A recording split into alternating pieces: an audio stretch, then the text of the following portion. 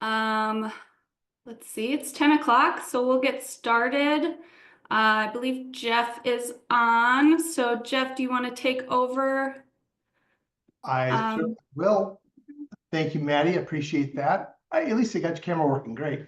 Hey, everybody. Welcome to Township Tuesday. I know it's been a long time since I've been here, but I do appreciate you joining us today. Just have a couple of things I wanted to go over. One, I also wanted to thank everyone who joined us for Spring Short Course. We had a great 15 days.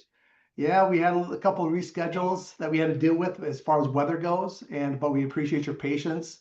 For those up in Bemidji and also down in Mankato and Windham, that helped to accommodate that. So we thank you for that.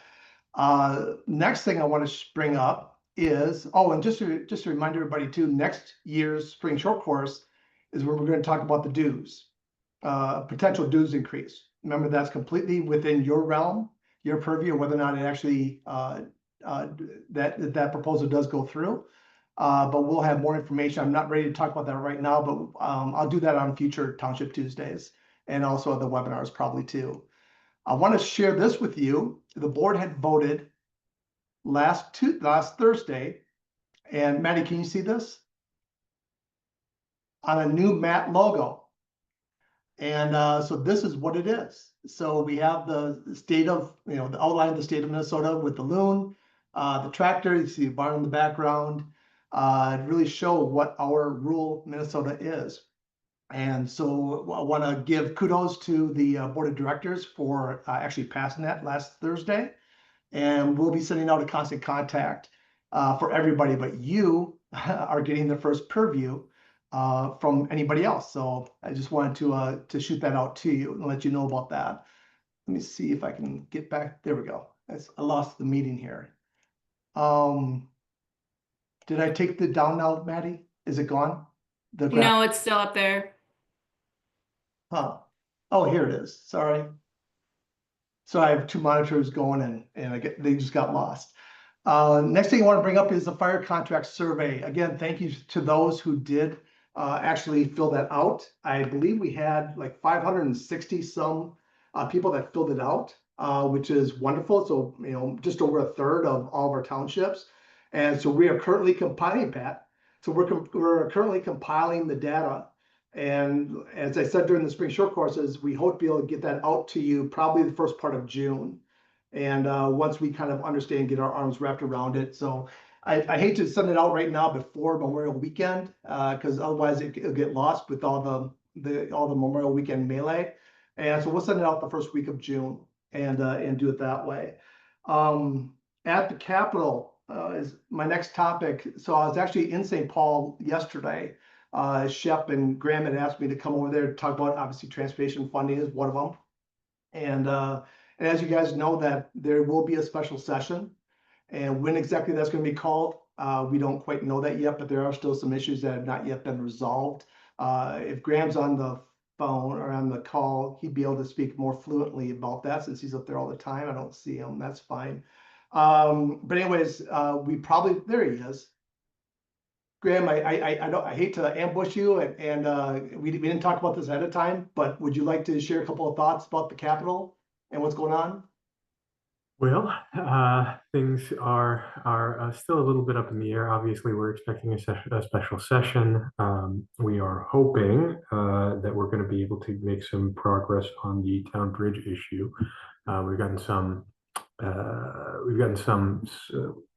positive-ish responses from the Senate and the House side on that. We're sort of navigating a potential difference between the Minnesota Management Budget and MnDOT, and then some stuff related to earmarks. Nevertheless, I remain optimistic. Thank you for everybody who has written their legislator. I think that makes a big difference. Let's see, what else have we has been happening lately? So paid leave, we have gotten some modifications, not nearly on the scale that we were hoping. It's a small tax break is the way that it's been characterized by leadership. And other than that, big items, we protected our Minnesota Government Data Practices Act exemption. And we got some relief on publication requirements, actually. So I think those are probably the highlights. Jeff, was there anything specific you wanted me to talk about? Nope, that's perfect, Graham. Thank you. Like I said, I know we didn't talk about this ahead of time, so I appreciate the impromptu summary there. I do want everyone to know, I mean, the great job that Graham and Shep have been doing up in St. Paul. Graham he's been at the Capitol many days during this session, working on that. And I know that this isn't really known by a lot of people, but there are roughly 100 bills that we are currently we have been following this session. 100 bills, that's, if you think about it, that's a lot to cover, and it's a lot to keep track of, especially when it's primarily Graham and Shep that are doing that. I'm involved to a lesser degree now that we have Graham, but it's still a huge undertaking, for that. But I think we've done well, and in making sure that the defense is where you have to have the defenses, offenses in that manner as well. Annexation reform still eludes us, unfortunately, but I know that Graham and Shep are working again tirelessly to try and get authors, sponsors, to try and help us, in that endeavor. And so, of course, we'll always keep you updated with that type of stuff on our website. That's usually the best way for us to be able to keep track of things. Reno, you have a question or a comment? There we go. I was trying to get my computer to come on.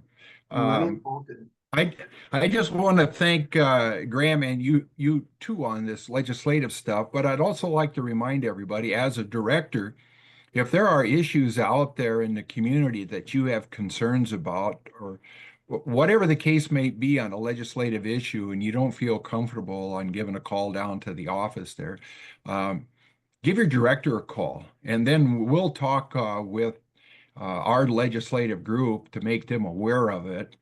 Because I know with 100 some bills, people don't fully understand that we follow what our legislative intents are, and that's to protect townships. And so they're going to make a decision based on that at the MAD office. And if you have some real concerns, boy, we'd sure like to hear them ahead of time instead of after the fact, and we try and fix what we can fix. But please let your director know what's going on. Give them a call down there. And Graham, once again, I really appreciate all the hard work that you've done. And you too, Jeff. So thank you. Thanks, Reno. Appreciate that. On that note too, yeah, I'm not going to get into the details. It's a dead issue for this session, is the ATV bill. But we have had some very spirited members contact us about that.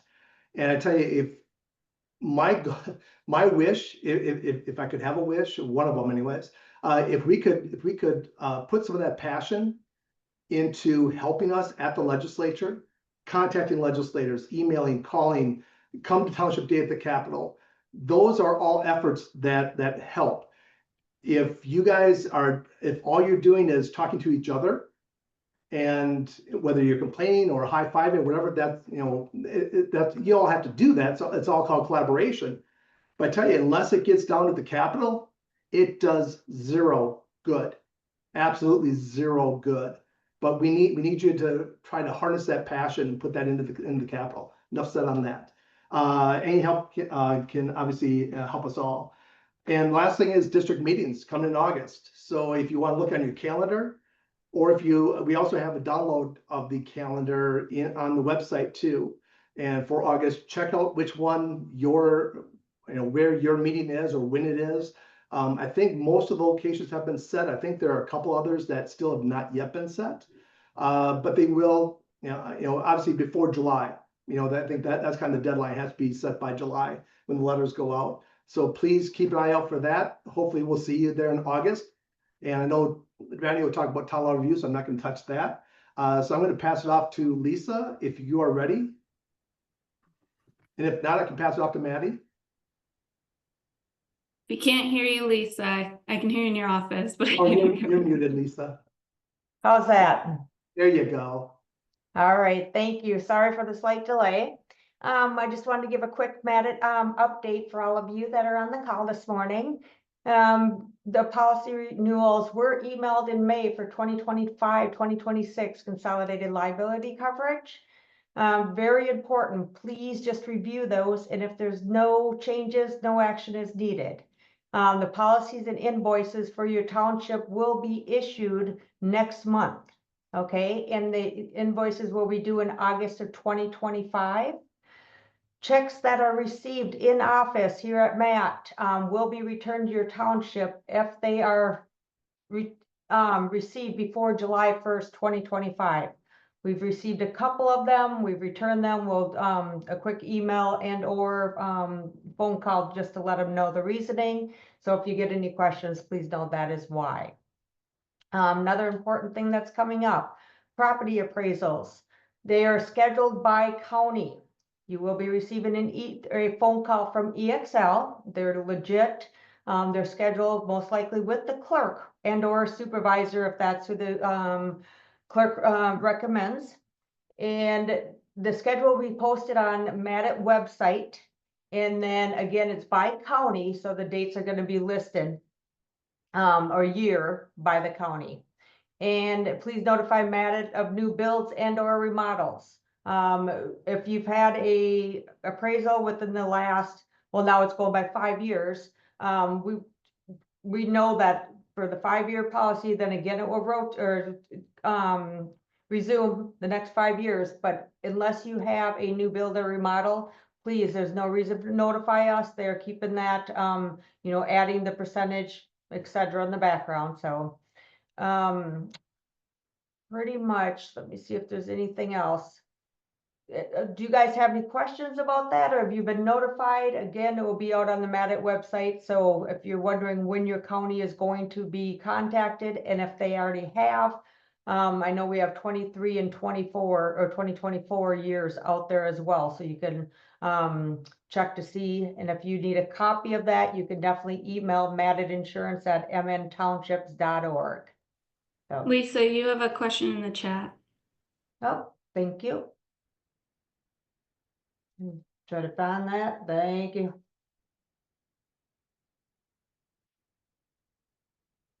Oh, no problem. So the policy renewals were sent out in May of 2025. If you guys have any changes, then notify maditinsurance@mntownships.org. Otherwise, there is no further action as needed. And I don't know if you heard the part about the checks, any checks received before July 1st, 2025 for the new renewals of the 25-26 consolidated liability coverage. They will be returned to your township. Again, July 1st, 2025 and after, or when the premiums will be done for the next calendar year coverage. Any other questions?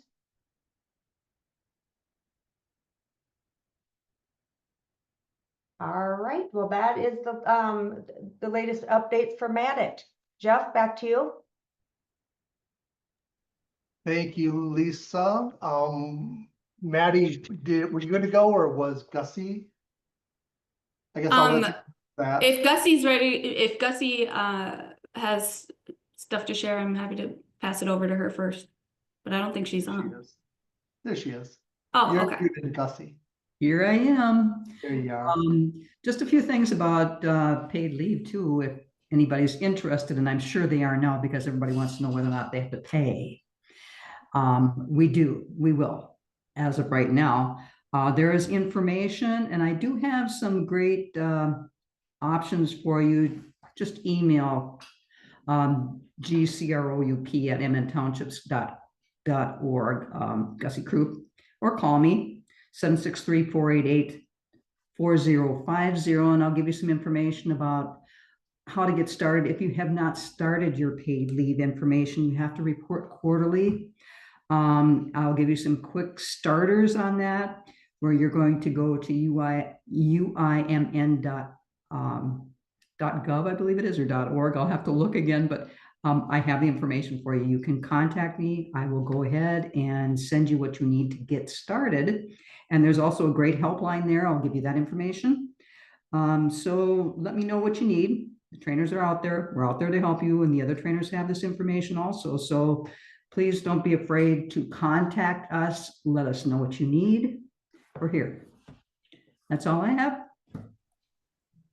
Reno, did you have a question? Yes, ma'am, I do. Say, Gussie, Yeah. boy, I'll tell you what, it's been a long time since I've been thumped, but I have really got thumped on this paid leave. And, I tell everybody I'm a supervisor and I don't know that stuff. And then our legal team tells everybody the supervisors are responsible. And so I feel like I'm just caught. We need help desperately. And somebody's just giggling. So you should shut your video off when you're laughing as hard as you're laughing there, girl. Pat. But anyway, we need help. And so what you just said, we only got 23 on here today, but what you just said, would you talk with Jeff and Leslie and put that out in the constant contact, because everybody is waking up since the spring short courses and realizing that they need to do stuff.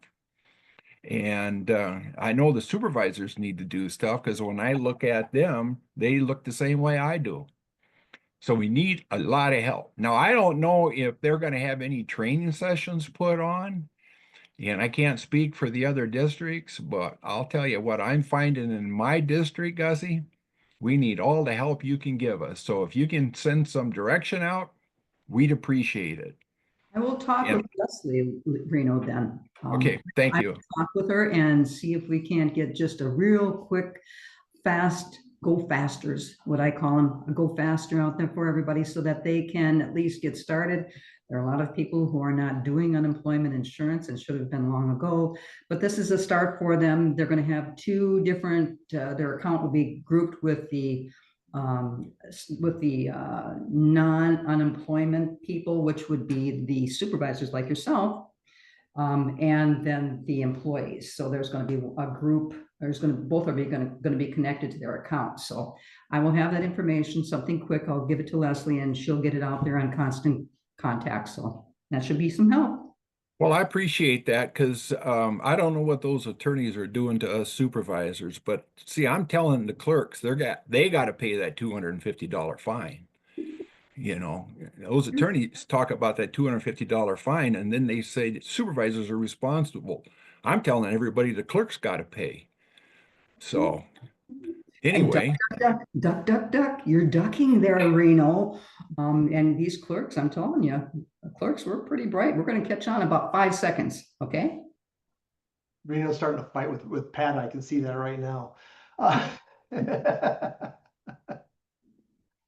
Thank you, Gussie. And Maddie, I think you're up. I am. I'm already taking a lot of heat in this meeting. Thanks, guys. That was really helpful information. If you guys have any questions about what they just talked about, you can certainly email them directly or email one of us attorneys, and we can either answer your question, or if we don't know it, we'll send you to Gussie or Lisa or one of the trainers who specializes in that position. So certainly reach out to us. That's what we're here for. We want to help you. That's our job. So we are a good resource for that, and tell your friends. All right, so today I'm going to share my screen with you. Screen 2. Share. You guys should see my Yes, we do. employee job posting script. All right, let's see. Hopefully it works. Oh, there. Okay. All right, so today I'm going to be talking to you about job posting and new employees. A lot of townships don't have a lot of employees, but if you do, it's a good resource to kind of know what to do, how to process that. So we're going to walk through that today. Now, first, I'm going to talk to you. If you have any questions, of course, here's my information. My name's Maddie Cash. I know it says Maddie Carey on my camera. That's my maiden name. Sometimes it shows my maiden name, sometimes it doesn't. So I don't know the difference there, but my name is Maddie Cash. That's my information. email me about anything, including what we're going to talk about today. But if you have any questions about anything else, please let me know. I also have the group chat pulled up, and Gussie put her contact information in there too, for anyone who needs to contact her about paid leave, because that's a big hot topic right now too.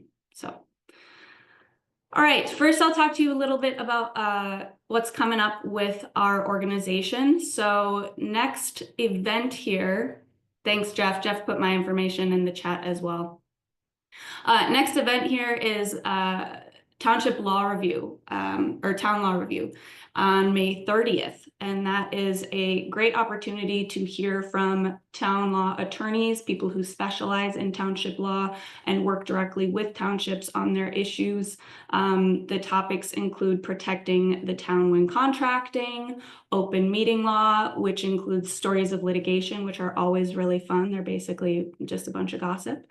And then employment and discrimination issues, renewable energy regulation. I know there's been a lot of questions about solar farms and wind farms and those kinds of things. So that's going to be good information. Ordinance enforcement, which is always helpful, and developers agreements too. And then Graham's going to be talking about some criminal stuff too. So there's a lot of information. A lot of it's really helpful. And you'll get to kind of speak with township attorneys, people who specialize in the township issues, and get to know them in case your township ever needs someone like that, which down the road you probably will in one issue or another, whether it's because you're receiving a petition for a cartway or anything along those lines. It's always good to have a contact that you can reach out to help you with your specific issues outside of our office. Jeff is filling the group chat with all of our contact information too, so make sure you jot that down. Okay, Town Law Review is Friday the 30th. It's at Rockwoods Event Center in Otsego. Registration opens at 8 a.m. So 8 in the morning, it goes till probably 4. There's no end time, but it'll probably be around that time ish. Pre-register on our website. It's $75 per officer. It includes lunch and some really great information and takeaways. So I really recommend that you guys attend. It's going to be a lot of good information. All right, so we're going to walk through key steps of job posting and hiring now.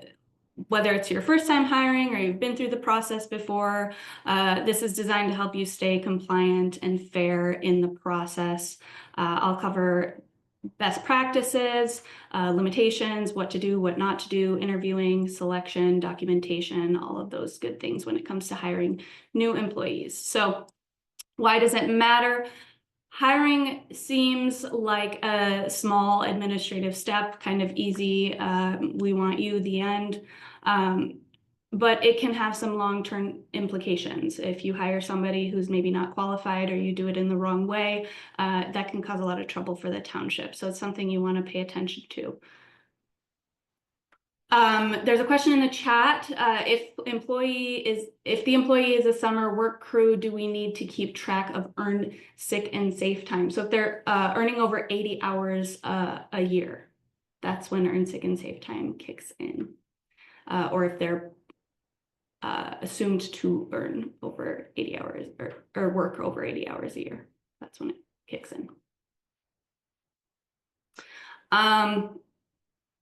So that's why it matters. You want to make sure that you are not violating anyone's rights or not keeping track of things you should keep track of, and you're hiring the right people when you are hiring. So although a lot of townships don't have a lot of employees, when you do, you want to pay attention to these kinds of things. So first, you want to define your need. Why are you hiring this person? That's kind of the first question you want to ask. Before hiring, define, is this a new position? Is it a replacement for an old position? Is this seasonal, right? How many hours will this person be working? What does that mean? Are you hiring an employee, or are you entering into a contract? Is this an independent contractor? Because there is a difference there, and that difference can be sometimes very hard to define. So make sure you know what that distinction is, because it can be critical in terms of reporting, wage and hour laws, workers' comp, tax withholding, those kinds of things. So contractors aren't subject to those regulations, so there is quite a bit of a difference there, but it can be hard to define those. So before you even hire somebody, make sure you know what this position is going to look like, and how you want to enter into this process. Once you discover that, next you'll create a job description. In that job description, you'll want to include duties, and this is whether you're posting the job or not. I'll talk about that in a little bit, but this is just for the benefit of making sure you have the right person there performing this job. So what are the duties this person is going to be performing? What do you expect from them? What do you think their minimum qualifications should be? If they are driving something that requires a special license, do they have that? We're only going to accept people who have that. What is their experience in this field that we're hiring them for? How many hours are they going to work? Can we afford that? What do we do in terms of overtime if they go over those hours? And then pay range. What are we going to pay this person? And if you have more than 30 employees and you post it, you will need to post that pay range as well. And I'll talk about that in a little bit here. So whether you're posting or not, you want to figure these things out just so you get the right person employed to do the work. And then next, you want to pay attention to the Veterans Preference Act. So the Veterans Preference Act gives preference to veterans and their spouses, gives them additional points, is what they say, in the hiring process. Now, there's no defined point system, right? So if you end up having a position that is open and competitive, you want to make sure that you have some system that gives these veterans and certain spouses extra points in that system, whatever it may be. In practice, obviously, townships often hire someone who is already known and available and interested in the position. So whether that is considered open and competitive, there's an argument there to say it's not, right? You already know who, some spouses get preference. It depends on the spouse. It's not very often that they do. So usually it's just veterans, but in certain circumstances, spouses get preference. That was a question in the chat. But the act gives,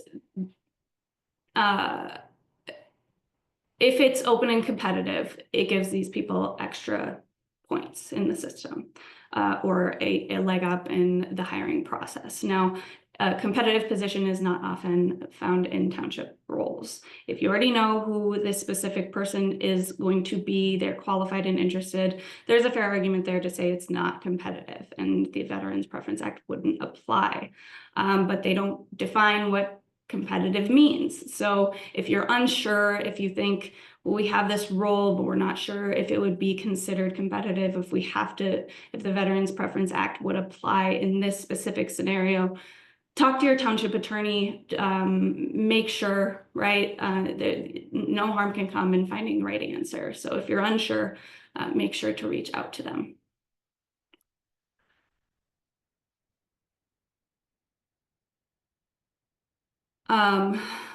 Question in the chat, there is a great example of the Veterans Preference Act and point system on the MAT website. We just use those when we hire. Perfect, there you go. Yes, thank you, Pat. We have information about this on our website. So if you want a more in-depth evaluation, make sure to take a look at those. Okay. Other laws that might apply when hiring. So the township is governed by the same laws as any other employer. Sometimes they will specifically exempt government entities or townships, but Many times townships are included as an employer. You guys are employing these people, you're considered an employer. For example, one big one that is that employers must provide an equal opportunity for individuals to participate in the job application process, which means you cannot hire or refuse to hire based on a protected class status. These are things like race, gender, disability, those kinds of things. So you want to be very cautious when going through your hiring process to avoid discriminating based on those classes. The Department of Employment and Economic Development is a great resource when you're not sure on the hiring process and how that looks and how it applies to you. They have a lot of handbooks on that. We have a whole chapter on employment in our book, and on our website we have a whole section under the information library. So there's a lot of good information there, but when you're not sure, make sure to ask somebody, because you really want to avoid these kind of discriminatory behaviors, because that's when issues can arise for the township. All right, so once you find your person, they fit your job description, that's when you want to approve the hire. You say, yep, we want you, we like you, you're the person who fits the role, and the town board does that. So the town board approves this hiring of an employee or firing of an employee, if that is the case. Make sure you document it in your meeting minutes. And if the hiring is delegated to someone else, be sure that the town board specifically says who that is, and that the authority to do so is clearly stated and limited. So specify what that authority looks like. Job posting. So do we have to post our job if we are looking for somebody? No, Minnesota doesn't require townships to post their jobs publicly. But if you want transparency and fairness, and you're worried about that, you certainly can post. And it's a good way to get more applicants. If you're looking for someone for the role and you can't find anyone, a good way to get that is by posting, right? Best practices. If you have employee 30 or more employees, you must include certain items in your job posting, like wage range and other benefits and compensation. Most townships don't fit that description, right? Most townships don't have over 30 employees, but if you do, be aware that that is a requirement. You can post on the township's website or a bulletin board or the town posting place, use local newspapers or community Facebook, whatever, to get that information out there and make sure that you're getting people access to apply to this role. Make sure to include that you are an equal opportunity employer. You're not going to discriminate based on protected classes, and use consistent job-related language and avoid phrases that might imply discrimination in that job posting. All right, so what to include in a job posting: job title, the duties, what do you expect this person to do, the qualifications, what they need in order to get this job, pay range. Of course, you don't have to include that if you have less than 30 employees, but if you want transparency or you do have that requirement, then you want to include that. The application deadline, of course, and then how to apply so that people can reach out.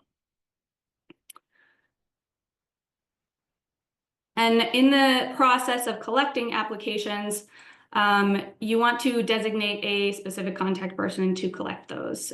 Typically, this is the clerk, but it can be a supervisor as well. And you keep that on file for at least a year. You want to keep it on file. It's important if your decision is ever questioned as to why you hired this person, you want to make sure that you have those applications with you. In your application, you can require a standard job application form, a resume, references. Make sure that you require the same thing from everyone if you are requiring these details, and avoid asking a date of birth, a marital status, or any other information that could be interpreted as discriminatory.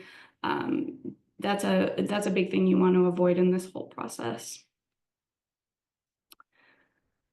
All right, interviewing candidates. Once you have the people that you like and you're deciding I want to interview, decide in advance who will conduct. Question in the chat, can we pay different amounts for different ages? I wouldn't base it on age. You would probably want to base it on experience level or ability rather than age. Yes, if you are under 16, you can't do certain things. You can't operate certain machinery, but you would not want to frame. Obviously, if you're hiring someone who's under those ages, you would have to have meet those statutes that don't allow them to do those certain things. So how do we word that? What do you mean by that? How do we employ only 16-year-olds? Or people under 16? Sorry, Pat, just. That's okay. It's easier to ask than to type it all out. Okay, so we have summer work crew. We hire 14 and 15-year-olds up to the age of 21. They're doing things like picking rocks, painting fences, things like this. Nothing with power tools, no ladders, nothing. If the person is 16 or older, though, they're able to use the weed whacker.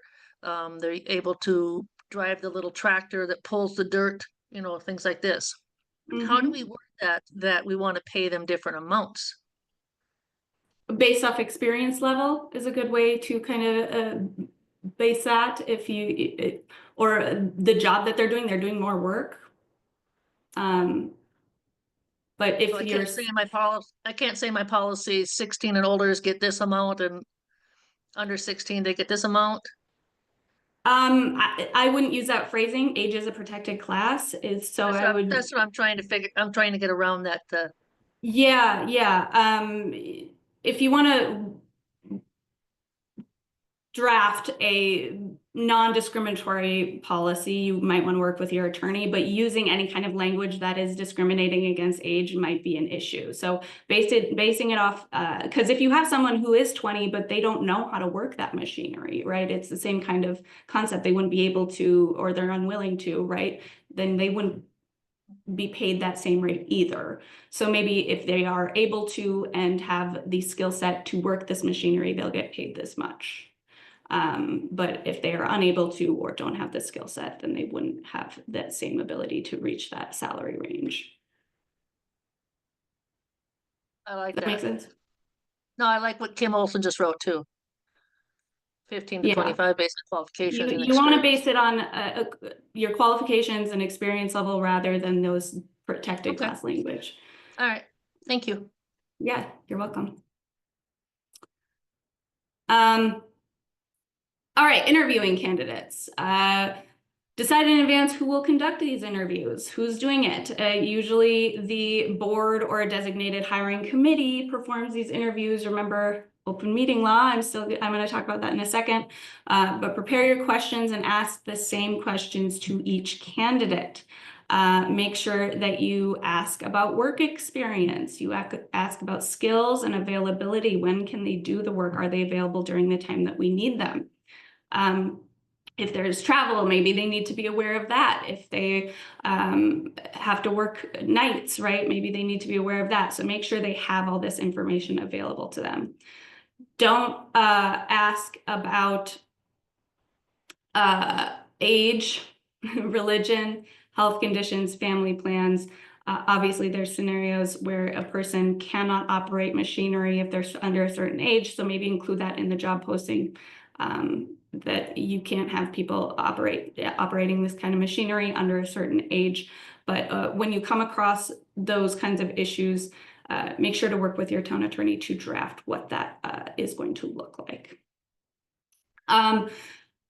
When you're in the interview, don't ask about age, religion, talked about that already, but also don't ask casual questions that might infer discrimination or reveal information about this person's protected class, right? Like asking, what's your 5-year plan to a younger woman might imply, what are you planning on getting pregnant, right? Like, you don't want to implicate that you're trying to figure out their protected class or what that looks like. Document the questions and their responses, make sure that they are factual, not personal, right? For example, you would want to say this person has 5 years more experience rather than writing this person seems old, right? You don't want to imply that there's these issues with discrimination in your hiring process, because there shouldn't be any kind of acts of discrimination in your hiring process. All right, when you are interviewing, remember that open meeting law applies. There is an exception in the open meeting law to close your meeting for evaluating an employee under the control of the board, but that does not exist for interviews. So it is an open meeting if there is a quorum of the board exchanging information on township business. So if there's a quorum of the board performing these interviews, it is an open meeting still. So keep that in mind. There is no exception for interviewing oncoming employees or incoming employees in the open meeting law. That's an important thing to remember.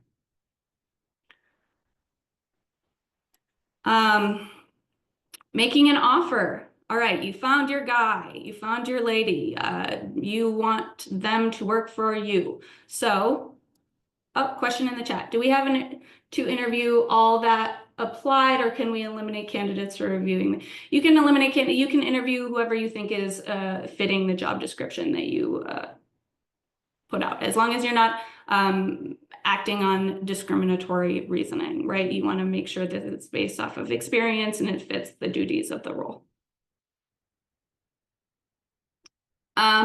All right, making an offer. So once you have your candidate, you have your person, you want to extend a conditional job offer. For most positions, background checks are optional. You don't have to do those. But if the position involves driving equipment or access to township funds or something along those lines, it may be something to consider that would protect the township down the road. You don't want to have somebody who has a history of issues in that field that you just didn't know about, and then you hire them and you either come across those issues or there's potential litigation and something occurs, and you have this person who maybe shouldn't have been in that role. But be careful, because the Minnesota Human Rights Act forbids employers from seeking or obtaining information from any source that pertains to an individual's protected class status. So you don't want to dive into that again. You can require proof that this person has the license to operate a machinery that you need, if you need proof for that, right? If it's a commercial driver's license or equipment use, whatever that may be, if there's a required certification for that, you want to make sure you have that. And then board approval for this offer should be noted in your minutes, noted somewhere in your record. All right, onboarding. You've been hired. Welcome. Make sure you collect their I-9 and their W-4 forms. Report the hire to Minnesota New Hire Reporting Center. You only have to do that if they have worked under 2 months and they have gross earnings, or you don't have to do that if they've worked under 2 months and they have gross earnings of less than $250 per month. But if they have more than that, that's for child support issues and things along those lines. So you do have to report them to the Minnesota New Hire Reporting Center. Enroll that person in para if they are eligible. Employers who do not participate in para must still have all of the applicable taxes withheld, right? If you're not sure what that looks like, consult with a tax professional. They'll be able to tell you which employee needs to have certain taxes withheld. Otherwise, you can always reach out to our office and we can help you as much as we can. And if we can't, if it's too specific to your township, we might point you to a tax professional too. Provide them with the employee handbook and any policy documents that they might need to be aware of. Document their start date, their pay rate, and who they will be reporting to if there's an issue with who is their supervisor. And then keep this in a personal file, keep a personal file for this person, and then any confidential information, you want to make sure you keep that separate too. All right. At the end of the day, you want to make sure to be transparent and fair and consistent in your hiring process. Keep a good record. Avoid questions or decisions based off discrimination or protected class, and document everything. You don't hire often, but when you do, you want to make sure it's done right to protect you and the rights of the township and your employees. So there's my information there at the bottom. I'll stop sharing my screen. Does anybody else have any questions? I didn't know owls had whiskers either, and that is very cute. Does anybody have any questions before I call it a day? All right, well, I hope you all enjoy the weather. It's pouring down here, but I hope it's sunnier where you are. Be safe from those fires up north. I'm thinking of you guys, so good luck up there. But other than that, have a wonderful afternoon.